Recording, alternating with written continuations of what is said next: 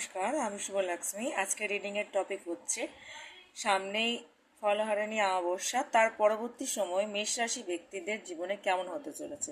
Card already আমি Shuffle করে রেখেছি। টপিক হচ্ছে ফলহারিণী অমাবস্যা পরবর্তী সময় মেষ রাশি ব্যক্তিদের জীবনে কর্মক্ষেত্রে কি পরিবর্তন আসতে চলেছে।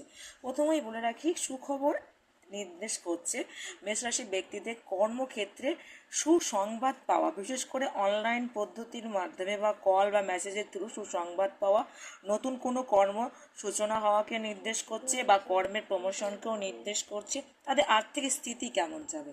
আর্থিক স্থিতির ক্ষেত্রে দেখা যাচ্ছে কিছু ব্যক্তিদের ক্ষেত্রে তারা বিভিন্ন সেকশনে, বিশেষ করে ব্যবসায় যদি কোনো রকম টাকা ইনভেস্টমেন্ট করে থাকে তাহলে সেক্ষেত্রে আশারূপ ফল পাবে না।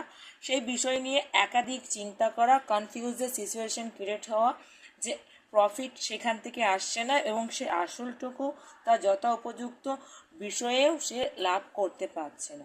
তাদের স্বাস্থ্য কেমন থাকবে এই ফলহারিণী অমাবস্যার পরবর্তী সময়ে? এবং স্বাস্থ্যের ক্ষেত্রে বলবো খুব ভালোই থাকবে স্বাস্থ্য। তাদের যদি কোনো রকম বডি পেন বা ফিজিক্যাল বডির মধ্যে কোনো রকম ইস্যু বা ক্ষত হয়ে থাকে সেগুলোর ক্ষেত্রে দুটো রিকভারি হয়ে থাকবে। ট্রিটমেন্টও খুব দ্রুত গতিতে দেখা যাবে। তাদের সম্পর্ক কেমন থাকবে?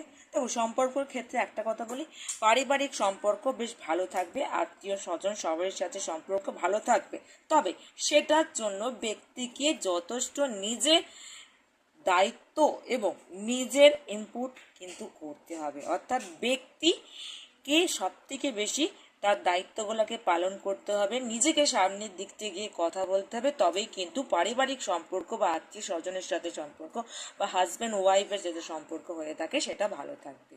ধন্যবাদ।